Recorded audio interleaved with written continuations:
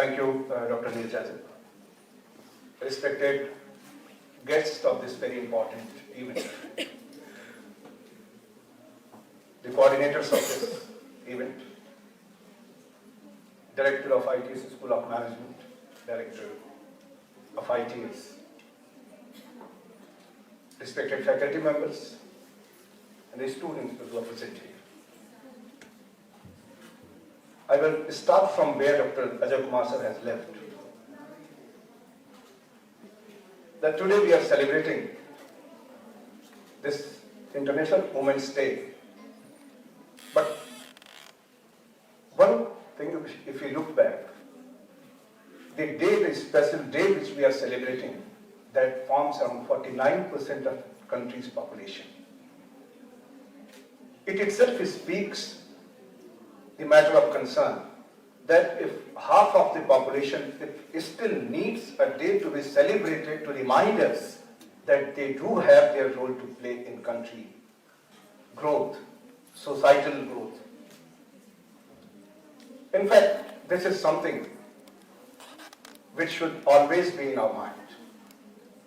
कारण कुछ भी रहे, सन 990 के बाद कुछ चीजें शुरू हुई जिसके कारण सामाजिक परिवर्तन किसी भी कारण से हो, लेकिन सच्चाई यही है कि अभी भी देश की आधी आबादी एक स्पेशल डे मनाने के लिए इकट्ठा होती है और उस स्पेशल डे को मनाने में हम ये रिमाइंड करने की कोशिश करते हैं कि हमारी महिलाओं की उपलब्धियां क्या है। जब तक सिर्फ उपलब्धियों को हम देखते रहेंगे तो शायद जिन्होंने अचीव किया है हम उन पर तो अपनी नजर डाल सकते हैं, लेकिन बहुत पोटेंशियल ऐसा है जो अभी भी अनटैप्ड है। चाहे सामाजिक विषमता हो, चाहे आर्थिक विषमता हो, चाहे व्यावहारिक विषमता हो, चाहे किसी भी प्रकार की विषमता हो, लेकिन विषमता ने कहीं ना कहीं समाज में उस स्थान पर जहां होना चाहिए था इस एक बहुत बड़ी संख्या को, उसमें कहीं ना कहीं एक बाधा जरूर बनी है। और ये सारी चीजें जो है एक सोच की है। मैं आईटीएस से ही उठाऊं, मैंने जब 1998 में आईटीएस ज्वाइन किया तो एक क्लास में मुश्किल से 4%, 5% यही स्ट्रेंथ होती थी बच्चियों की।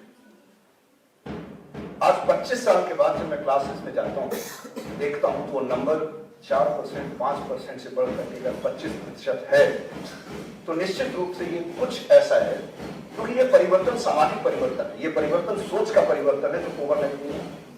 It takes time. देखने की बात यह है कि क्या वो जो टाइम लग रहा है, how much time that time takes to transform all these things. एक चिंता की बात है कि हमारी अगर आज टोटल 2023 तक 11,569 आईएएस ऑफिसर्स अगर हैं, उनमें 1527 महिलाएं हैं। चिंता की बात तो होगी। आधी पॉपुलेशन का रिप्रेजेंटेशन जस्ट 13% में, 14% में। आज अगर रिसर्च में देखें तो जो योगदान इस कम्युनिटी का है उस लगभग 17% के आसपास है। चिंता की बात होनी चाहिए, एक कंसर्न होना चाहिए। गवर्नमेंट ऑर्गेनाइजेशन में देखें अगर तो 13% की लगभग 13.5% की भागीदारी है। चिंता की बात होनी चाहिए, लेकिन सिर्फ इस नंबर को अगर हम देख करके इस पे चर्चा करने का प्रयास करेंगे तो शायद ये सही पिक्चर नहीं है। हमें यह देखने की जरूरत है कि सन 2001 हम सभी जानते हैं फॉर्च्यून 500 कंपनीज के बारे में। सन 2001 में out of 500 there were 499 company जिनके सीईओज पुरुष थे, लेकिन अगर 20 वर्षों में जो परिवर्तन आया है, आज कम से कम 44 फॉर्च्यून 500 कंपनीज की सीईओज फीमेल्स हैं। 1 से 44 20 साल। अगर हम सिविल सर्विसेज की मैं बात कर रहा था कि जहां पे 1527 से बड़ा छोटा नंबर दिखता है, लेकिन अगर इस फैक्ट को हम देखें कि सन 2020 में जो आईएएस का रिजल्ट, यूपीएससी का जो रिजल्ट आया, उस रिजल्ट में महिलाओं की भागीदारी 21% थी। सन 21 में 26% हो गई एंड सन 22 के रिजल्ट में देवर 34% females who pass this examination. अगर आप गवर्नमेंट ऑर्गेनाइजेशन में भागीदारी देखें, सन 2014 में यह संख्या 6.5% थी, 2023 में यह संख्या 13% हो गई। 10 साल के अंदर, 9 साल के अंदर अगर संख्या डबल होती है तो पॉजिटिव साइन तो दिखता है। और शायद उसके पीछे कारण यही है कि आज लोगों ने ये सोचना शुरू किया है, अपने आप को एक तरीके से हम कहते हैं इंट्रोस्पेक्ट करना शुरू किया है कि जो हमारी सोच है, जो हमारी धारणा है, वो हमें ले जाकर के उसने पहुंचाया है। क्योंकि 1951 में पहली यूपीएससी, पहली आईएएस अन्ना राजम मल्होत्रा जी, जिन्होंने 1951 में आईएएस क्वालिफाई किया, यूपीएससी का जो एग्जाम हुआ 1951 से। और आप देखें ना, जब हम लोग पढ़ते थे 20 साल 25 साल पहले, तो जनरल नॉलेज में क्वेश्चन जरूर होता था हर कॉम्पिटिटिव एग्जाम में, चाहे बैंकिंग का हो, चाहे एसएससी का हो, चाहे किसी का हो, कि भारत की प्रथम आईपीएस अधिकारी कौन, महिला आईपीएस अधिकारी कौन थे। इतना इंपॉर्टेंट था कि कोई एक्सपेक्ट ही नहीं करता था कि एक महिला भी आईपीएस अधिकारी हो सकती है, और उस एक अधिकारी की प्रेजेंस को पूरा देश सामान्य ज्ञान के क्वेश्चन के फॉर्म में सेलिब्रेट करता था, जैसे कि कोई एक ऐसी चीज हो जो नहीं हुई थी।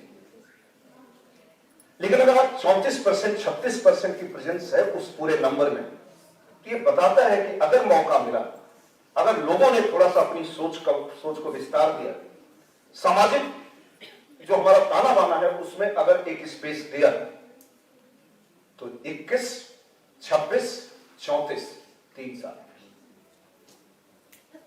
तो मैं मानता हूं कि एक कम से कम लोगों की सोच में, लोगों के विचार में यह परिवर्तन आना प्रारंभ हुआ है। मेरी भी 2 बेटियां हैं, और जब मैं देखता हूं अपने बेटियों को, और शायद जो लोग भी यहां हैं, मैं संतुष्ट हूं कि जो एक योग्य बच्चा कर सकता है वो बच्चे कर रहे हैं।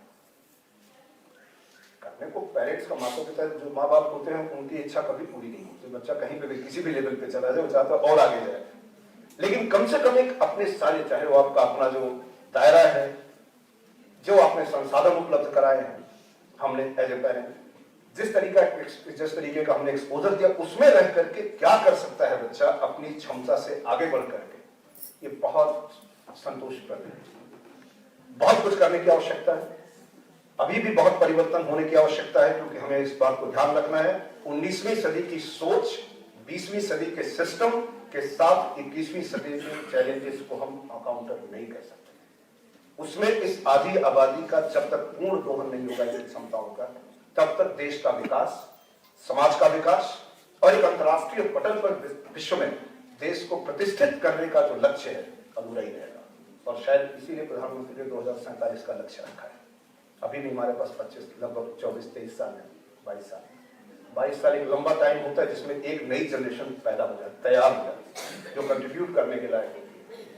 जो शुरुआत हुई है निश्चित रूप से बहुत एनकरेजिंग है, और मुझे पूरा विश्वास है कि जिस प्रकार के परिवर्तन आ रहे हैं, जिस प्रकार के लोगों की सोच में परिवर्तन आ रहा है, जिस प्रकार आज छात्र अपने भविष्य के बारे में सोचते हैं, अब उनको, जब हम लोग पढ़ते थे तो कहते थे 12th पास कर लिया बेटा, इंजीनियरिंग और मेडिकल, जब ग्रेजुएशन हो गया तो बेटा सिविल सर्विसेज में बैठ जाओ, भले ही 45% नंबर हो, अगर एलिजिबिलिटी क्राइटेरिया पे तो बैठ जाओ।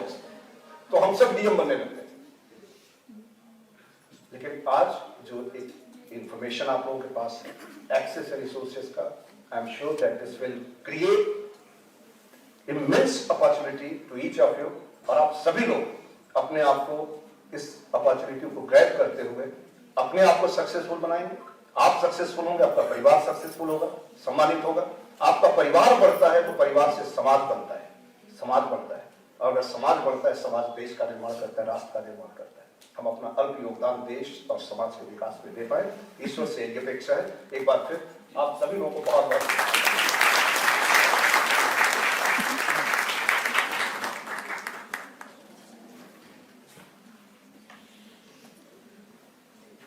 Thank you so much, sir, for your inspirational words.